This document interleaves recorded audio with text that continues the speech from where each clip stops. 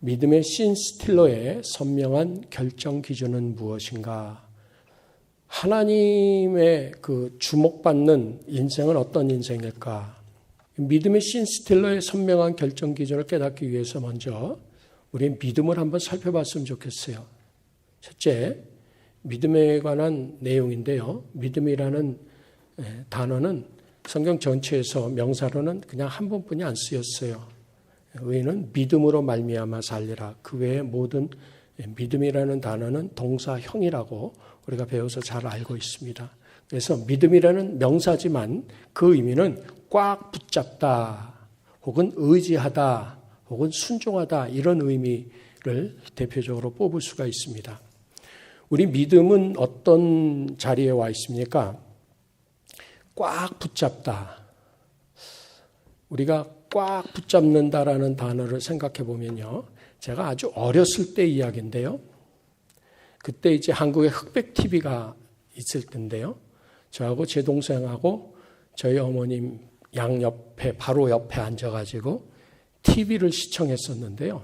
원효대사가 당나라로 가다가 동굴에 들어가서 자는데 해골에 있는 물을 마시잖아요. 그런 장면이었어요. 근데 꿈에 그 여자 귀신이 나와가지고 우리 아주 어릴 때인데요. 너만 먹니? 뭐 이러는 게 나왔어요. 그때 얼마나 기겁을 하고 놀랐는지 제 형제 둘이서 저하고 제 동생이 어머니 품으로 파고들었어요. 으악! 놀랐어요. 어린애들이 놀랐어요. 근데 뒤에 저희가 이렇게 침대 매트리스를 안방에서 어머니가 사용하셨었는데 그걸 세워놓으셨는데 하도 비비고 흔들어대니까 이게 넘어진 거예요. 그러니까 저희는 더 기겁을 했어요. 그래서 저희 형제는 할 수 있는 거는 어머니를 꽉 붙들고 귀신으로부터 모면하는 방법뿐이 없었어요. 우와 소리 냈어요. 지금도 생생해요. 이놈들아 이걸 놔야지 일어나지 놔야 세우지 이러셨던 거예요. 이 믿음에서 꽉 붙잡다라는 단어는 속수무책으로요. 너무 두려워서요. 주님만 꽉 붙드는 믿음이 있어요. 돈을 꽉 붙들어요. 어떤 환경을 꽉 붙들어요. 그래서 어머니를 못 움직이게 만들어가지고요. 그 무거운 침대 매트리스가 넘어졌는데 그거를 세울 방법이 없었어요. 저희가 진적을 하고 다 기어 나온 다음에 어머니가 웃으면서 세우셨어요. 우리가 주님을 믿는다 그러면서 주님이 일하실 틈을 안 드려요. 그냥 꽉 붙잡고만 있어요. 기도도 그렇게 해요. 두 번째 보면 하다라는 단어가 있어요. 의뢰라는 뜻인데요. 하나님을 의지해요. 하나님을 의지해요. 그런데 믿음은 잘한다고 되어 있거든요. 동사형이기 때문에 행함에 있는데 그 믿음이 잘하게 되면 순종하다라는 단어까지 잘해야 돼요. 이것이 우리 신앙생활이에요. 그래서 처음에는 주님을 꽉 붙드는 믿음 필요해요. 병 고쳐주세요. 이 문제 좀 해결해 주세요. 주님 저는 못 살겠어요. 저는 힘이 없어요. 그리고 두 번째는 주님을 이제 의지하기 시작해요. 의지라는 단어는 쉽게 표현하면 의뢰라는 단어인데 거기서 미국 지표를 보면 We trust in God 그 의지를 뜻하고 있어요. 하나님을 의지한다라는 단어 아주 간단합니다. 내 주머니에 지폐 20불짜리가 있으면요. 그 돈이 있으면 햄버거집에 마음껏 들어갑니다. 조금 비싼 점심도 20불 정도만 있으면 내가 들어가서 먹을 수 있다라고 아무런 꺼리낌 없이 들어갈 수 있는 그 행동과 더불어 우리가 하나님, 곧 주님을 믿는데 주님을 의지하는 트러스트의 경제는 무엇이냐? 현찰을 가지고 있는 것처럼 부도나지 않는 수표를 은행에 집어넣는 것 같은 그러한 신뢰 행위가 의지한다라는 뜻이에요. 그러니까 우리가 꽉 붙드는 것, 비나이다 신앙 같은 꽉 붙드는 것, 맹목적인 신앙도 믿음이고요. 조금 더 자라가지고요. 지난번에 응답하신 주님 그러면서 담대하게 나가는 것도 좋은 신앙생활의 발걸음이에요. 그런데 하나님이 원하시는 것은 순종이라는 단어예요. 순종은 복종을 넘어서는 경지예요. 믿음에서 우리가 하나님을 알면서 우리가 하나님 앞에서 복종하는 믿음과 순종하는 믿음이 있는데요. 이 복종하는 믿음은 꽉 붙잡다보다는 조금 발전한 거예요. 그런데 의지하고 의뢰하는 것보다도 조금 더 발전한 거예요. 그런데 순종과 복종의 차이는 뭐냐면은 제가 거룩거룩한 목사잖아요. 그런데 이렇게 몸이 아파가지고 제가 혹시라도 병원에 갔는데 불행하게도 선생님이 여자 집사님이라고 쳐보죠. 여자 선생님인데 목사님 그 청진기 되게 옷 좀 벗으셔야 되겠네요. 그때는 그건 복종이에요. 어쩔 수 없는 거예요. 그런데 우리 와이프가 여보 옷 좀 벗어야 빨리 좀 하게. 그건 순종이에요. 그건 순종이에요. 그리고 사랑하는 사람 앞에서 무엇이든가 모든 걸 사랑하는 걸 우러나서 하는 것은 순종이라 그래요. 복종은 필요에 의해서 하는 거예요. 순종은 자발적으로 하는 거예요. 그러면 오늘 2016년을 시작하면서 우리의 신앙의 발걸음은, 우리 신앙의 위치는 어디에 있는가? 귀신을 본 어린아이들처럼 어머니 품에 달려든 것처럼 주님께 달려나오는 믿음 필요합니다. 주님을 경험하게 만듭니다. 그리고 우리가 어렸을 때 어두운 골목길에서 무서워가지고 노래를 크게 부르면서 걸어갔던 기억이 저는 있는데 여러분들은 어떠신지 모르겠어요. 그런 것처럼 정말 의지할 게 없는 것 같은데 내가 하나님을 향한 그런 꽉 붙드는 믿음 반드시 필요하고요. 더 넘어서 주님을 의뢰하는 트러스트의 경지, 캐시를 가지고 있는 것 같은, 그런데 순종은요, 내가 캐시가 없을지라도 하는 그러한 믿음이 필요하다라는 것입니다. 꽉 붙잡고 의지하고 순종하는 이 발걸음의 차이가 어디에 있느냐? 내 생활에서의 관심과 소원의 차이 때문에 하나님을 꽉 붙드는 수준, 또 하나님을 그냥 의지하고 의뢰하는 수준, 더 넘어가서 하나님을 순종하는 수준으로 나뉠 수 있다라는 거예요. 그래서 오늘 우리가 읽었던 잠언 23장 7절 보니까 대저 그 마음의 생각이 어떠하면 그 위인도 그러한즉, 사람은요 그 생각이 그 사람이라 그러시는 거예요.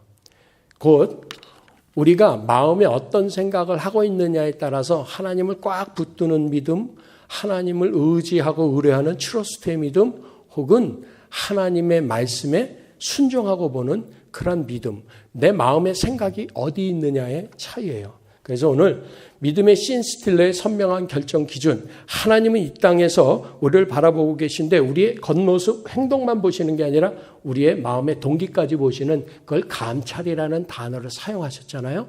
그래서 하나님이 우리를 감찰하시고 우리를 바라보시는 관객으로 앉아 계신 오직 유일하신 한 분 하나님을 향해서 나는 과연 배우냐, 나는 정말 이 드라마, 이 영화를 만드는데 기여한 사람이냐 아니냐의 차이는 어디서 나오느냐? 순종과 안 순종의 차이예요. 나는 하나님이 바라보시고 하나님이 우리에게 주신 시나리오라는 성경을 통해서, 우리를 통해서, 나 한 사람을 통해서 하나님이 내게 주신 씬이 있어요. 내 인생에 맞는 씬에서 나는 최선을 다하면 나는 씬 스틸러가 되는 거예요. 그 사람은 결코 후회하지 않아요. 죽었을 때 후회와 안 후회의 차이가 거기에 있어요. 그래서 믿음의 씬 스틸러가 되기 위해서 하나님은 우리에게 성경 전체를 통해서 아주 선명하게 4가지 결정 기준을 주셨어요. 말씀은 우리의 행동 결정 기준 맞아요. 기도라는 것은 우리의 행동 결정 기준에 따라서 행동을 할 수 있도록 힘 주시는 게 기도 맞아요. 그런데 우리가 기도 생활하고 말씀 생활을 함에도 불구하고 하나님 안에서 우리가 꽉 붙드는 믿음, 의지하는 믿음, 순종하는 믿음에 이렇게 구별되는 이유는 4가지 결정 기준에 의거해서 입각해서 우리가 생각하거나 말을 꺼내거나 행동을 결정하는데 훈련이 아직 다 돼 있지 않다라는 증거 때문에, 그래서 우리가 열매 맺는 신앙생활에서 아직도 요원하고 좀 멀어 보이기도 하고요. 때로는요, 네가 천국에서 멀지 않도다, 뭐 이러실 수 있다라는 거예요. 그러면 오늘 그 4가지 결정 기준이 무엇인가? 첫째는요, 세상이 아닌 주님의 인정을 받겠다라는 거예요. 주님이 인정하시는 일을, 주님이 인정하시는 생각을, 주님이 인정하시는 언어를 표출하세요. 우리의 행동 결정의 기준은 무엇이냐면 하나님이 이것을 인정하시느냐에 있다라는 거예요. 그래서 여러분 우리가 너무 잘 아는 원죄의 내용이 뭔지 아세요? 하나님이 인정하시고 안 하시고의 차이에서 원죄가 갈렸어요. 우리 오리지널 C는요. 이렇게 하나님 먹지 말라 그러신 것을 보았잖아요. 보았더니 어떻게 되죠? 먹음직, 보암직, 지혜롭게 할 만큼 탐스럽기도 한지라. 그래서 그걸 따서 먹어버렸다라는 얘기잖아요. 그게 원죄잖아요. 그 원죄에서 비롯된 우리의 모든 죄는 어디서 문제가 생기느냐 하면요. 하나님이 인정하시지 않는 곧 하나님이 허락하시지 않는 쾌락, 먹음직, 하나님이 허락하시지 않았어요. 그 먹는 건 다른 건 다 먹으라 그러셨어요. 왜 하필이면 그거 내는 거예요. 요즘 한국의 아주 나쁜 단어 중에 하나가 뭔지 아세요? 처음 본 여자가 이쁜 여자래요. 그것들은 패야 돼요. 우리 인생이요. 하나님 앞에서 정말 하나님이 인정하시고 하나님이 허락하신 것을 향해서 눈길을 뒀으면 좋은데 하나님이 허락하시거나 인정하시지 않은 것을 바라보니까 먹음직도 하고 육신의 정욕으로 결정을 내려요. 절대 그렇게 하지 마세요. 의사들이 제일 힘든 환자들이 누구냐면 의사가 인정하지 않은 걸 자꾸 먹는데요.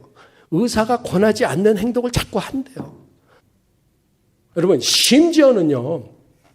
여자들의 결정 기준은 자기가 볼 때 남이 볼 때는 딱 건강한데 자기가 살쪘다 그러는 결정 기준이 어디 있다라고요? 자기 눈에요.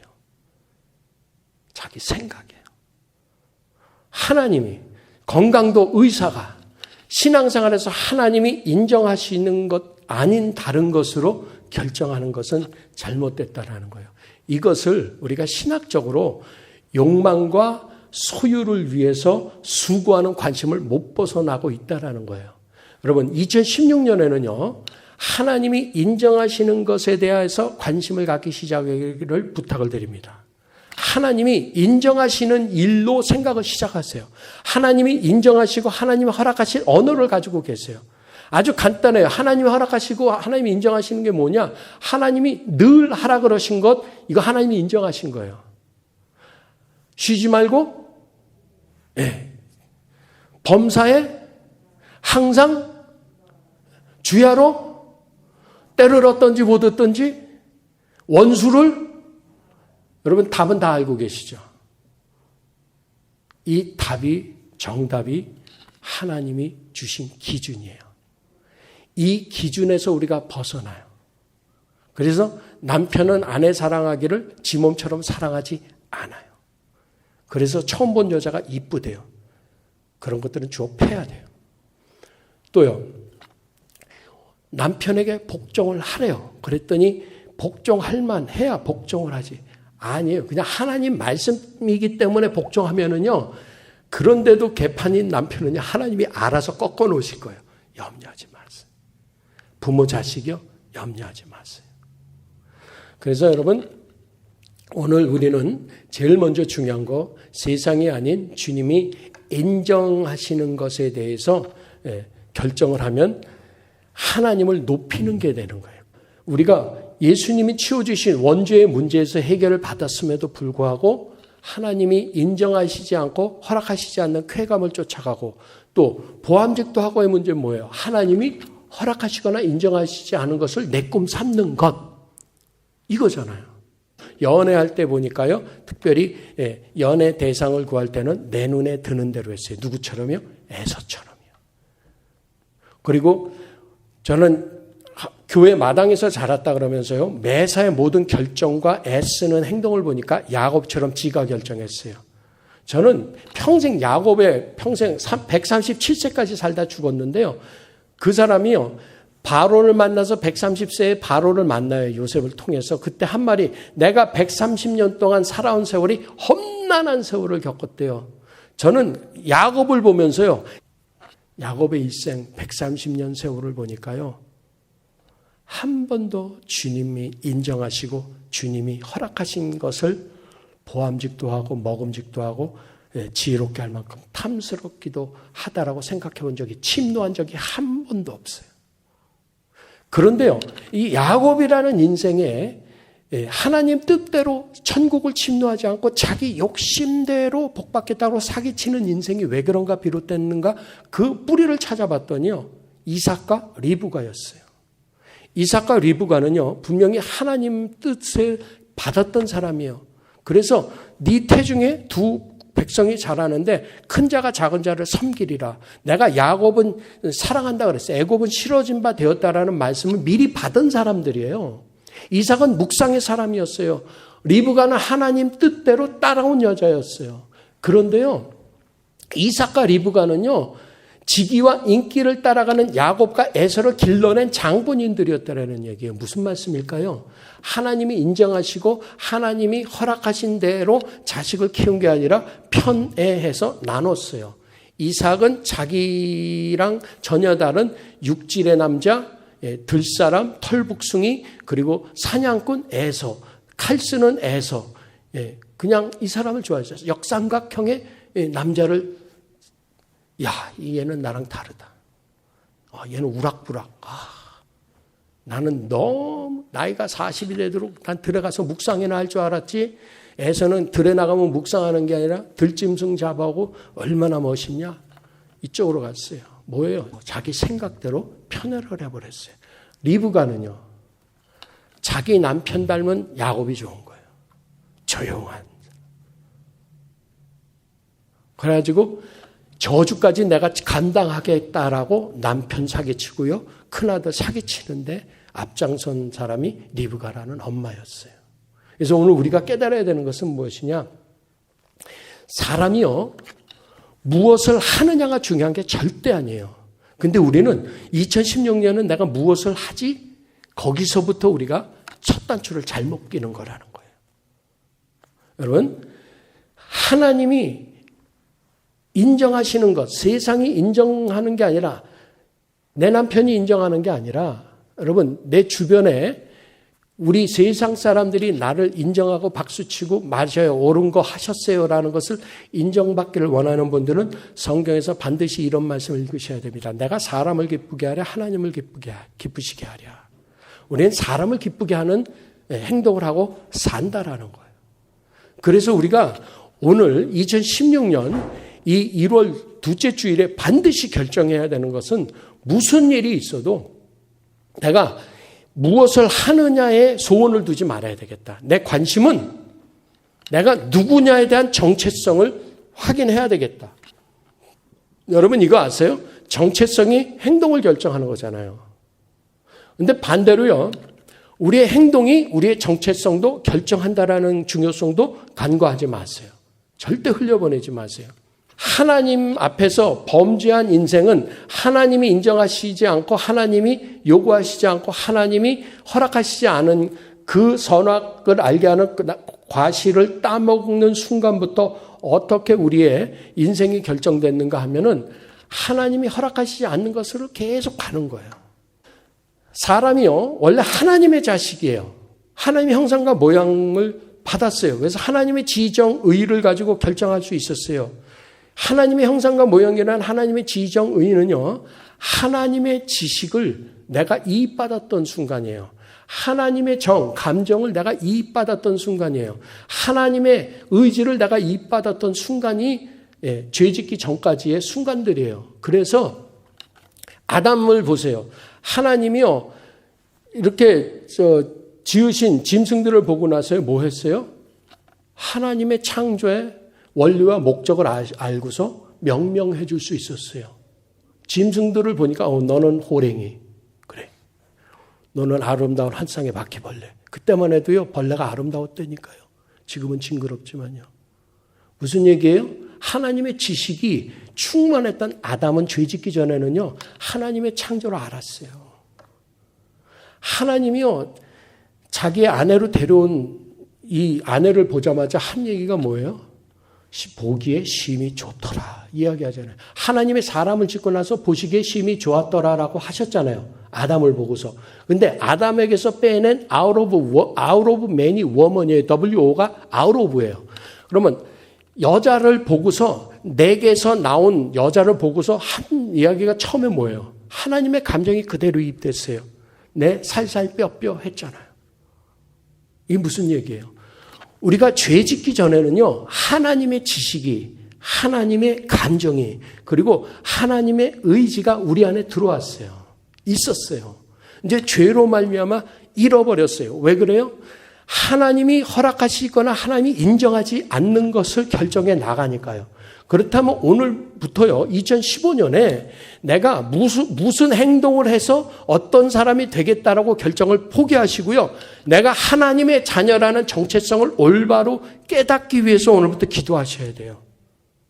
그래서 믿음의 신세텔러의 이 선명한 결정 기준, 오늘 이 시간에 깨달아야 되는 세상이 아닌 주님이 인정하시는 일로 생각하고 말하고 그것을 결정해 나가는 한 아무런 지장 없이 신앙생활 하실 수가 있어요.